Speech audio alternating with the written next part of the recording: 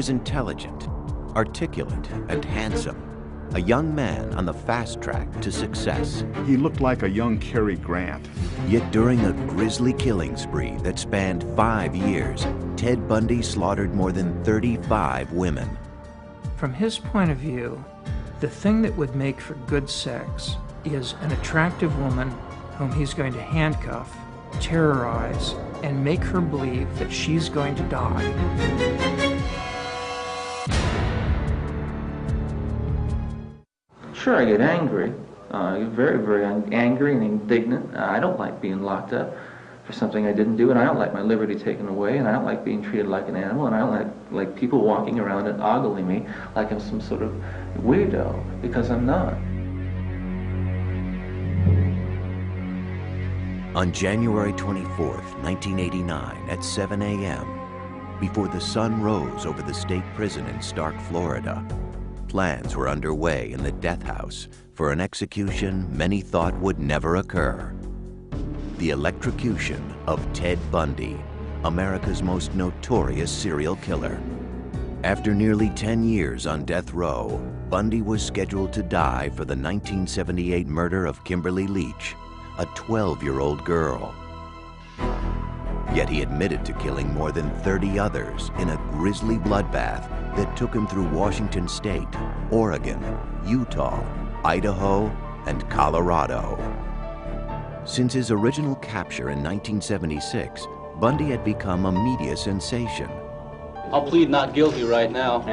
America was mesmerized by the former Boy Scout, college graduate, and law student who, as a rising young Republican, was even a shining star in Washington state politics. The Ted Bundy we knew, before there were any accusations, any charges, any arrests or anything, was a very nice guy. He was a friend of ours. We didn't think he was strange or different. Once he was arrested, Bundy taunted the system. He escaped twice from Colorado prisons while awaiting murder trials there. After his arrest in Florida, he showboated, acting as his own counsel while rapt groupies devoured his every move. He was like a movie star, and if he'd look around, they'd all giggle and nudge each other. And I thought, it never occurs to them that if he were free and he met them on a dark night, they're just the type of potential victim he would be looking for. But Bundy's natural cockiness was now gone as 2 guards led him to the death chamber. Bundy seemed very resigned to his fate. Bundy seemed startled when he saw the electric chair. Outside the jail, a crowd estimated at 500 avidly awaiting news of his demise chanted slogans like, "Burn, Bundy, burn." They ran electricity through his eyes. 4, 3, 2, 1. At 7:16 a.m., an anonymous executioner pushed the button. 2,000 volts surged through Bundy's body.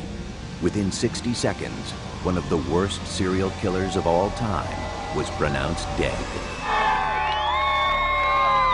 When we came out after the execution, it was almost a carnival atmosphere on the part of some of these people. Cheering, blowing of horns, celebration.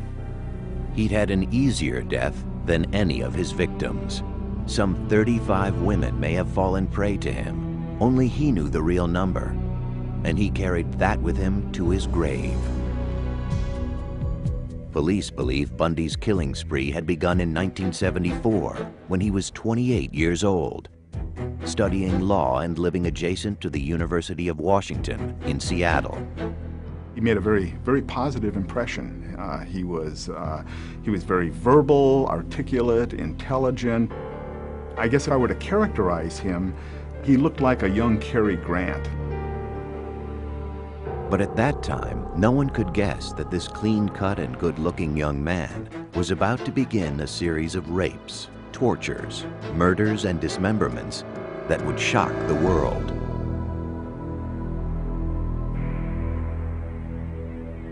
After midnight on January 4th, 1974, Ted Bundy stood outside the basement bedroom window of Joni Lenz, an 18-year-old student at the University of Washington, He entered her bedroom through a door accessible from outside, and while she slept, he savagely bludgeoned her with a crowbar.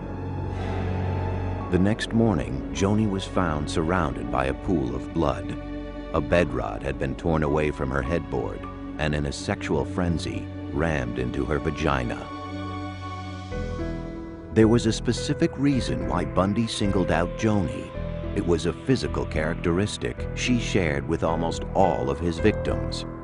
She wore her hair long and parted in the middle, but it would take years before the police understood why that moved Bundy to murder. Linda Ann Healy was a senior at the University of Washington, majoring in psychology. On January 31st, 1974, after Linda had gone to bed, Bundy broke into her room.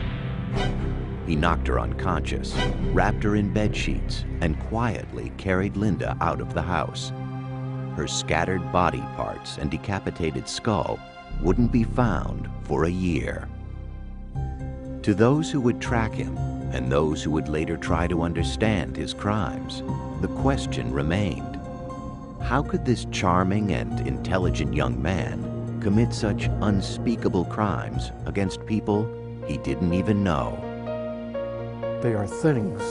They are victims. They are not women.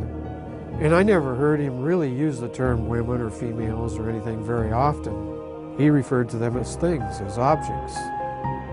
The other person's life doesn't have value, since he doesn't see her as a real person with real needs. And if anything, the idea that investigators and the community will be shocked and the parents will suffer just makes it all the more exciting, because he's getting even. Yet somehow Bundy, like other serial killers, was able to keep the murderous rage hidden inside of him secret. To his friends, family, and colleagues, he seemed very well adjusted. Nice person. And he was a person that we socialized with, and we knew a little bit professionally, and I thought was really an up-and-comer, somebody who was going to do well in life. One of the very important aspects of the facade that he built was one of great sincerity. He literally oozed sincerity. Yet appearances can deceive, and Ted Bundy was a master of deception. Little did I realize, of course, at the time that that was a carefully crafted social veneer that he had laboriously developed and used in his interactions. I never saw any aspects of the monster that lurked behind that mask. But by 1974, the monster who lived behind the mask had been there for a long time, perhaps since Ted's earliest childhood.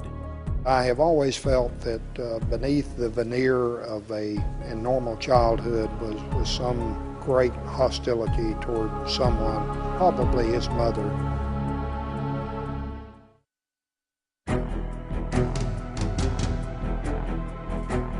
Police believe that in 1974, Ted Bundy embarked upon a series of grisly murders that began in Seattle, Washington, and over a period of 5 years spread through Oregon, Utah, Idaho, Colorado, and Florida. His rampage took the lives of at least 35 young women. When he was arrested in 1976, one of those most steadfast in his defense was his mother, Louise Bundy. She would continue believing in her son until his execution in 1989. My Christian upbringing tells me that to take another's life under any circumstances is wrong. And I don't believe the state of Florida is above the laws of God. Louise is a petite woman, a very nice woman. She was in denial until the night before Ted was executed, when he told her the truth. Many experts believe the seeds of Bundy's rage were planted in his childhood. He was born Theodore Robert Cowell on November 24, 1946, in Burlington, Vermont. His mother, whose maiden name was Eleanor Louise Cowell, was a prim, modest department store clerk who had come to Vermont from her home in Philadelphia to give birth to her child, a child born out of wedlock. Ted was born illegitimate. He was born in a home for unwed mothers. His mother, I think, was about 23 then.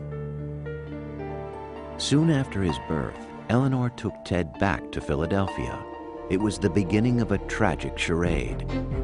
As he grew, Ted was told that his grandparents were his mother and father, and that Eleanor was his older sister. From an early age, Ted sensed he was living a lie.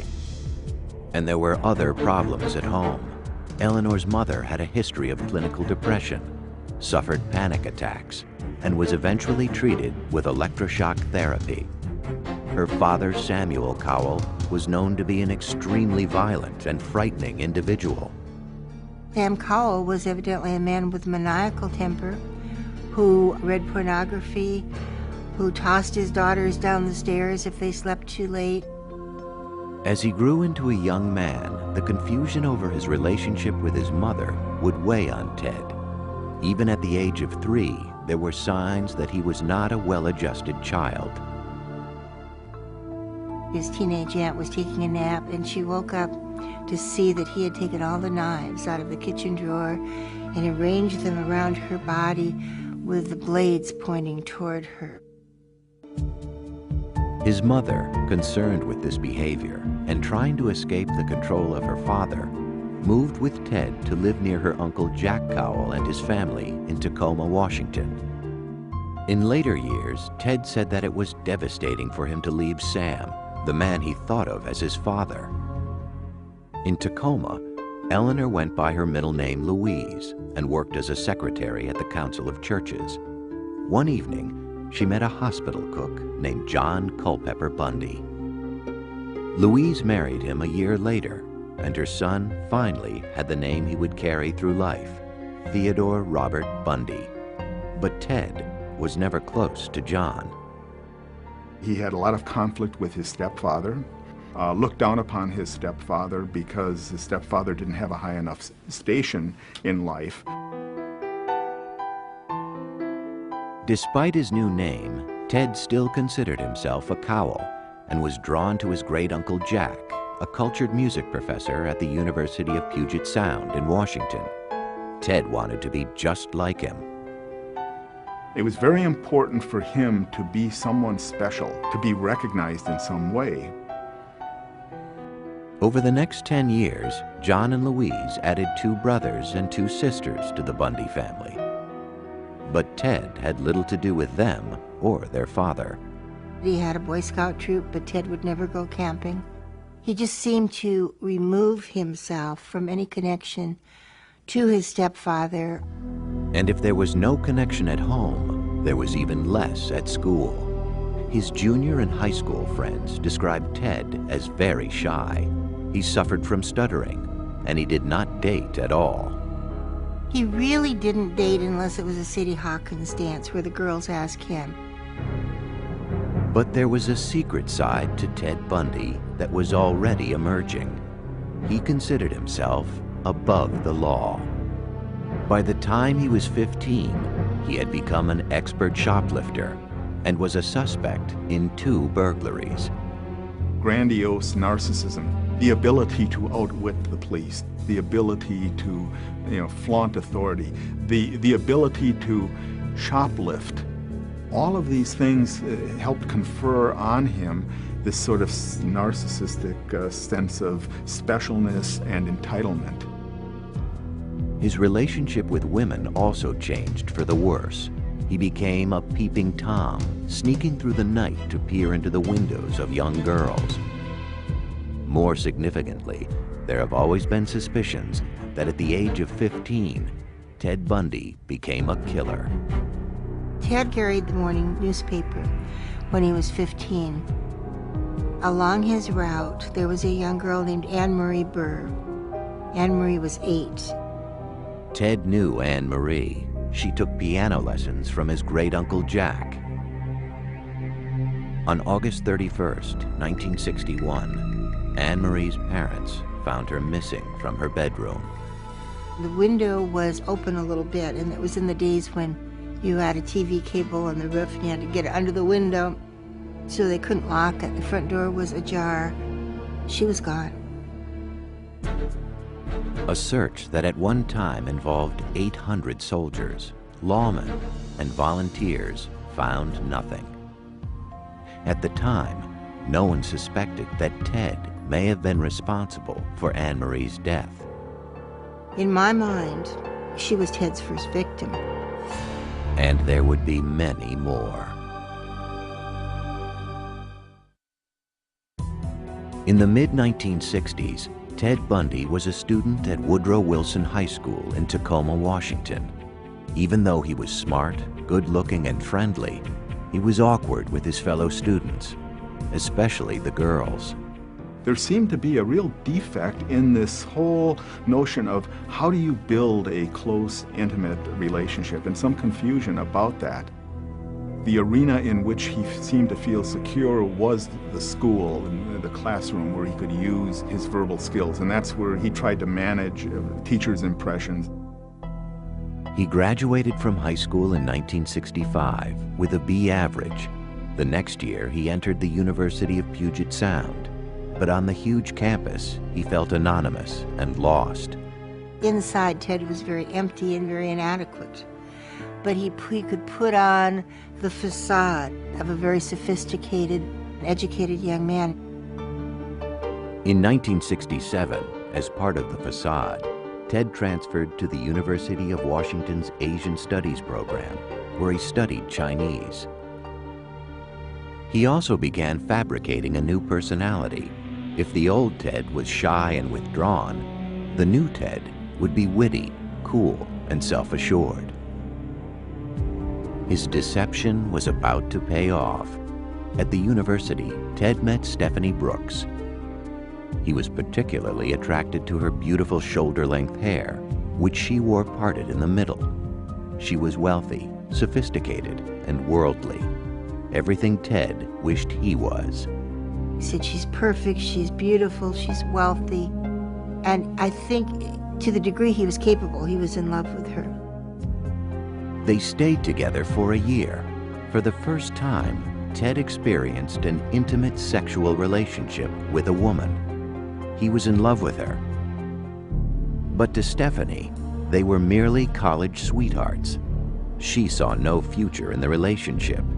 She thought Ted was immature. Ted had become obsessed with her, but Stephanie told Ted their romance was over. She told him that he wasn't going anywhere, that he had no ambition, he wasn't organized, he couldn't make plans. Ted was devastated. With his world unraveling, he dropped out of school and decided to visit his relatives back in Philadelphia. His visit had a purpose. He had to answer the question that had always bothered him. Who was he? After checking records in Philadelphia, he traveled to Burlington, Vermont. There in City Hall, he learned something he had always suspected. He discovered that his mother was actually the woman who'd been passing as his sister his whole life. And that has got to rock the world of anybody to find that their roots are not what they thought. There was a great deal of turmoil around his own self-identity and who he was. By all accounts, when he found out that he was an illegitimate child, it was devastating. This man was badly betrayed by a woman, his mother,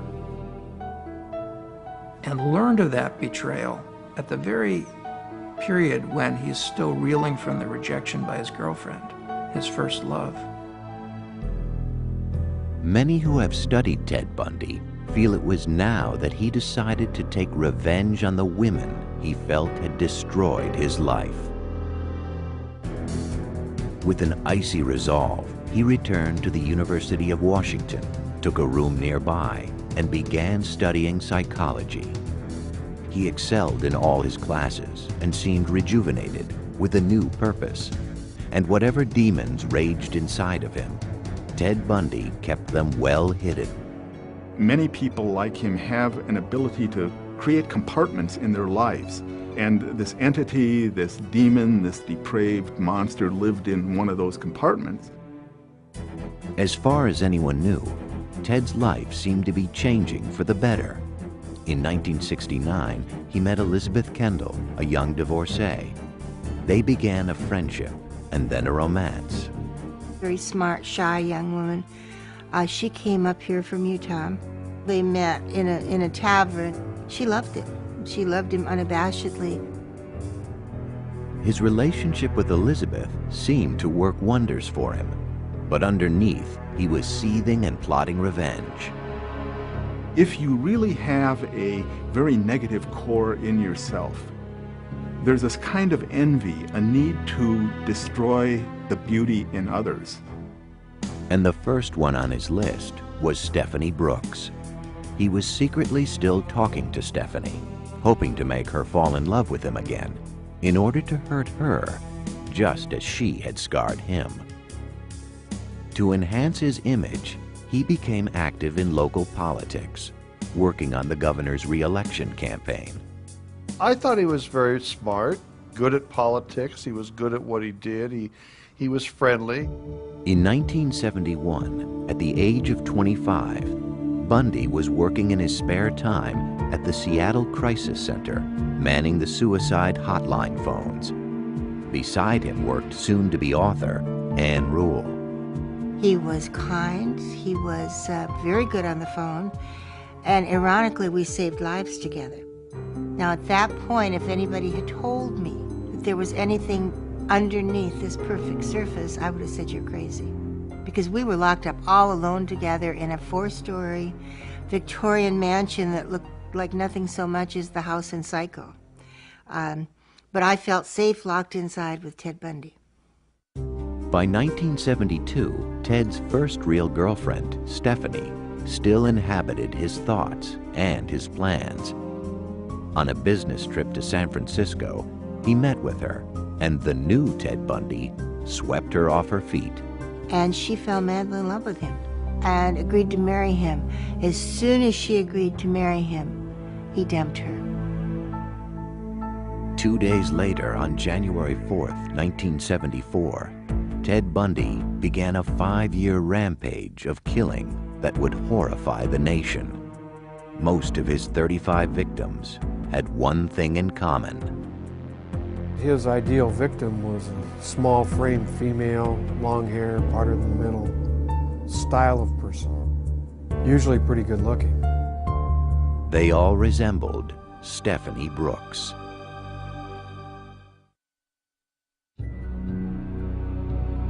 On January 4th, 1974, just days after severing his relationship with Stephanie Brooks, Ted Bundy began his reign of terror.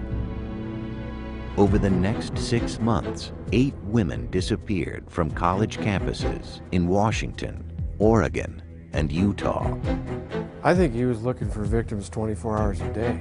There were people that he specifically was scoping out, acting like a predator towards, and then there were those that were just happened to be at the right place at the right time for him. His first 2 victims were students at the University of Washington. People like to believe that it was someone from outside. There must be some depraved killer out there in the community who is coming to the campus. Little did we know that the killer was one of us. Even his girlfriend, Elizabeth Kendall, had no idea who Ted really was. From February through June 1st, Carol Valenzuela, Nancy Wilcox, Donna Manson, Susan Rancourt, Brenda Ball, and Roberta Parks all vanished. Nobody had connected any of these cases together. Different police jurisdictions, different states. This was a terrible mystery. I mean, how could these girls suddenly just disappear? One little girl was walking like 30 feet from the back of her sorority to another sorority, and boom, she's gone. How could this happen? Her name was Georgianne Hawkins. Years later, after his capture, Bundy divulged the perverse methods he used to stalk and capture so many of his victims. He preyed upon their kindness by pretending to be injured. The girls he picked were all helping kinds of people. Here's this guy on crutches often, limping along, dropping his books, And he would ask young women, well, could you help me get these to my car? That was the ruse he used on Georgianne Hawkins. As she bent over to put his books into his car, Bundy grabbed a tire iron he had hidden. He hit her over the head and pushed her into the car. He would secure their hands in some fashion, either with handcuffs, strips of sheet, or leather. His seat was missing, so they could lay down in there and no one would ever see him.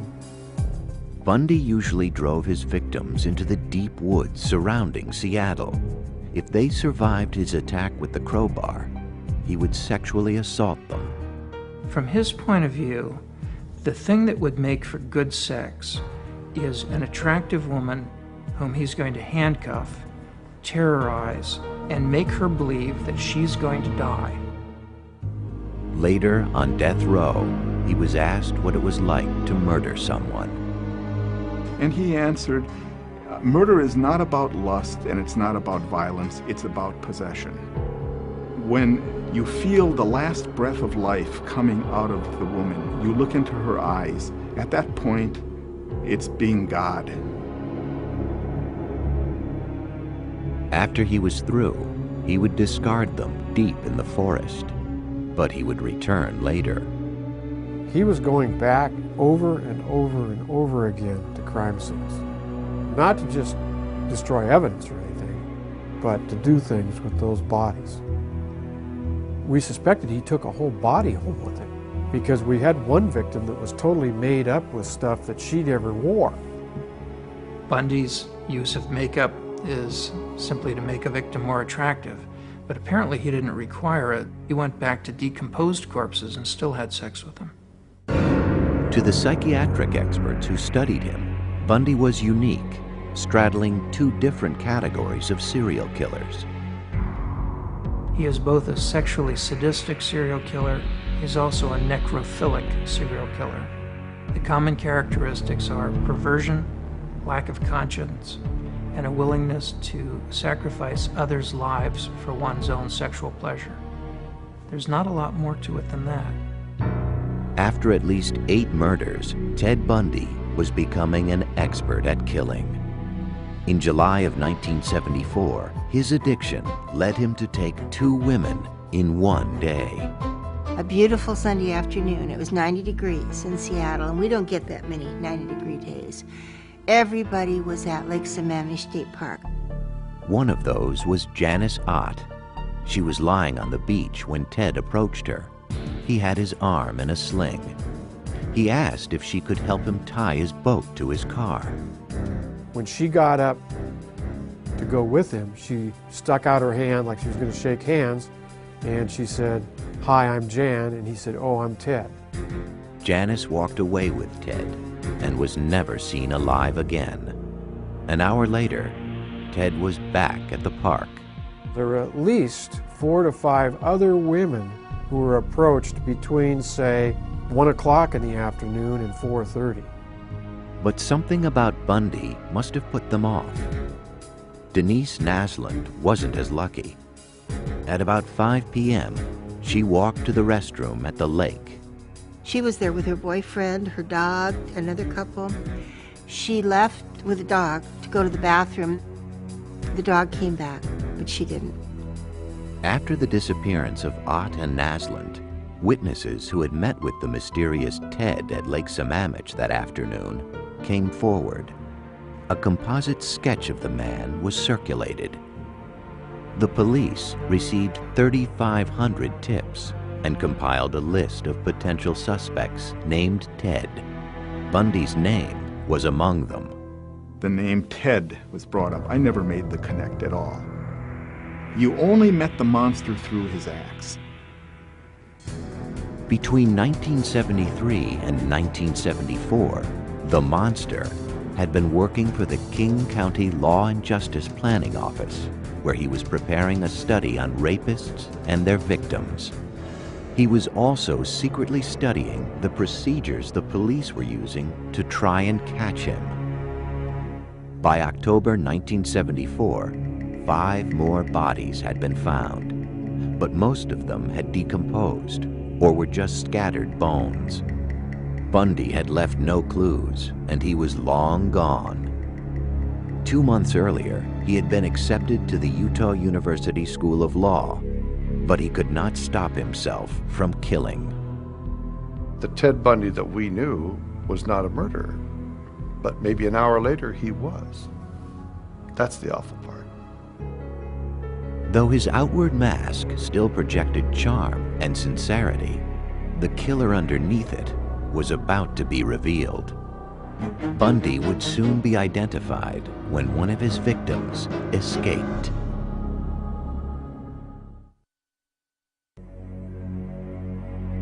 By early November 1974, Ted Bundy had murdered at least 11 women in Washington and Oregon, and 2 more in Utah, where he was now living. At the same time, he was studying law at Utah University. Probably could have easily become a lawyer if he hadn't been consumed with murder 24 hours a day. The thing is, with serial killers, they are addicted to murder. It's like any other addiction. People may try it first for a high, but you need more and more of the substance, and the substance is murder. But Bundy was about to make his first mistake. On November 8th, posing as an off-duty policeman, he tried to abduct 19-year-old Carol Duranche from a shopping center. He told her someone had broken into her car and offered to help. But inside his car, he tried to handcuff her. Carol fought back, and with the handcuffs still on her wrists, was able to jump out of the car and escape. Here we have a living victim that's able to describe her abductor, describe the car, and also provide evidence with the handcuff that was still on her wrist. But the police still had no idea who her attacker could be, and Bundy was a master of disguise. He just looked different all the time. One time he'd have a beard, one time he'd have long stringy hair, one time he'd have a short haircut, and I think it varied with, what he was doing at the time. As 1975 began, Bundy widened his net to include Utah, Idaho, and Colorado. He killed 8 women between January and August, but there was no way to connect the murders. Since July of 1974, the Washington police had whittled down their number of suspects named Ted to 200. Bundy remained on their roster, but still, no one suspected the law student at Utah University. The disappearances come closer together, the murders come closer together, the orchestration is more finely tuned. But Bundy's luck was about to change. Early on the morning of August 15th, Bundy's car was stopped by a police officer in Utah. Because he had been driving erratically, his car was searched. In the midst of that investigation, the trooper found this bag. And in the bag was a crowbar, handcuffs, ski mask. So he carried his own chamber of horrors around with him. Bundy was immediately arrested on suspicion of burglary. They also found gas receipts and maps that later linked Bundy to the sites of the abductions in Colorado. And more importantly, in a police lineup, Carol Duranche identified Bundy as the man who had attacked her.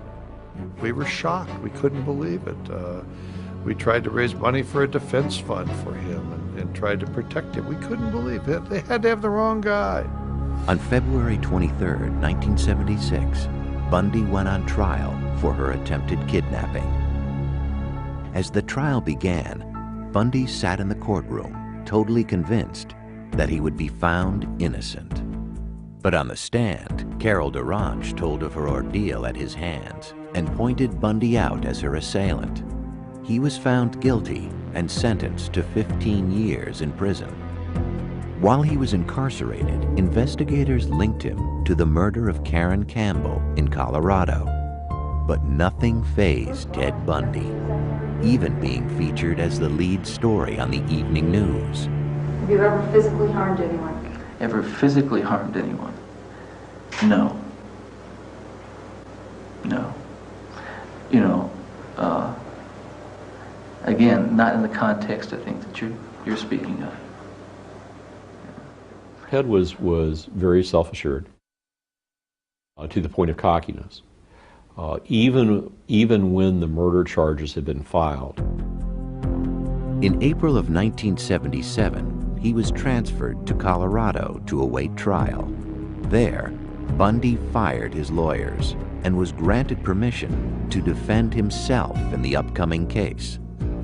Bundy had supreme confidence in his intellect, in his ability to beat the system, to work the system. Even if it meant avoiding trial completely. 2 months later, after casing out the court's law library, he jumped out of a 2-story window and escaped. Though captured 6 days later, he wouldn't stay locked up for long. I've matured in the past year. Believe me, I've grown in the past year, and I've learned a lot of things about myself in the past year.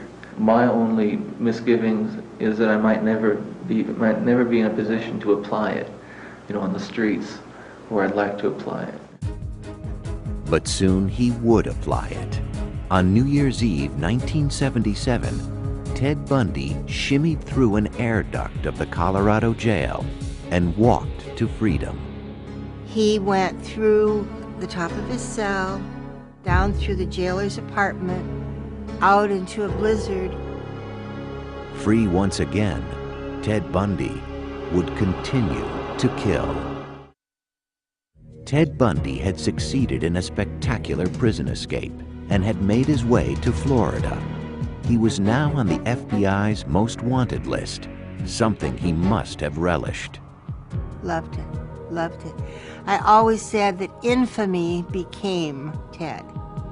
He changed his name, grew a beard, and spent his time walking the Florida State University campus in Tallahassee. I think it was about January 8th when he rolled into town, determined, as he said in his confession, never to so much as jaywalk. But he wouldn't keep that resolution. Sometime after midnight on January 15, 1978, just 2 weeks after his escape, Bundy entered the back door of the university's Chi Omega sorority house. As his victims slept, Ted Bundy crept from room to room. He bludgeoned, raped, and killed Lisa Levy and Margaret Bowman. He assaulted and almost killed roommates Karen Chandler and Kathy Kleiner. I think he went in that house to kill every single woman in it. But Bundy wasn't finished. Less than a mile away, he broke into the apartment of Cheryl Thomas. Though he savagely beat her and left her to die, she survived. She was the 5th woman Bundy had attacked that night. It's not something that's causing him guilt because he's free of that. He feels justified and entitled. After what women did to him, why shouldn't he do this to women? 3 weeks later, he would kill again. His victim was 12-year-old Kimberly Leach, an attractive and popular junior high school student. Kimberly was kidnapped, brutally assaulted, and killed. On February 15, 1978, a patrolman pulled over a VW Bug that had been reported stolen. Ted tried to flee on foot. There was a struggle, there was actually a round fired, and the officer was able to bring Ted into custody. Bundy was arrested and identified. Over the following months, investigators in Florida gathered evidence that tied Bundy to Kimberly Leach's murder and the murders and assaults at the sorority house. Though other states sought to extradite Bundy, his first trial would begin in Florida on July 7, 1979. You're going to represent yourself, or you're going to get another attorney? I'm staying with the man I know best right now, and that's me. Bundy acted as his own defense attorney in the Chi Omega murders. He took depositions of witnesses. He filed his own motions, and I responded to those strictly on a professional basis. But at one point, as he questioned an officer about one of the murder scenes, the jurors had a terrifying view of the real Ted Bundy. He walked toward the jury, and you could see them kind of lean back in their chairs as he approached them. and he asked a few perfunctory questions of the officer, and then asked him to please state with great detail what you saw when you pulled back those sheets. And there was no human being in that building or watching the TV at that time that could have thought anything other than this man wanted to relive that event. 2 weeks later, Bundy was found guilty and sentenced to death for the murders of Lisa Levy and Margaret Bowman. In January 1980, Bundy went on trial for the murder of Kimberly Leach. Again, he was found guilty and sentenced to death. But his execution would not take place for some time. Over the next 9 years, Bundy would appeal his convictions and cheat death by a series of last-minute stays, sometimes only minutes before his sentence was to be carried out. Finally, after countless appeals, Bundy's date of execution was scheduled for January of 1989. To postpone his death, he told authorities that he would provide information on other unsolved cases linked to him. He gives them just enough information to get their interest, to show them that he does, in fact, know what he's talking about. And then Bundy systematically tells these investigators, you need to get with your authorities and have them contact the Florida authorities because I need more time to tell you this. This is all I can tell you today. And I need more time. If you can just get the Florida authorities to agree to more time, I can provide you with all of the details. It was a desperate ploy. It was a last-ditch effort, but even there, I think Bundy, up until the morning of his execution, Bundy really thought that he could postpone the inevitable. But he couldn't. On January 24, 1989, at the age of 41, Ted Bundy, the articulate, handsome boy next door, a man who had the capability of being virtually anything he wanted, but who instead chose to become a monster obsessed with murder, was executed in the electric chair. The real question isn't how to remember Ted Bundy. The question is how to remember all those girls. You know, right at the prime of their lives. You know, all these kids were 19, 20 years old. They had the world by the tail. They had the future. And how many families were left in just total tragedy and disarray? And unfortunately, we remember Ted Bundy, and I'd much rather remember those girls.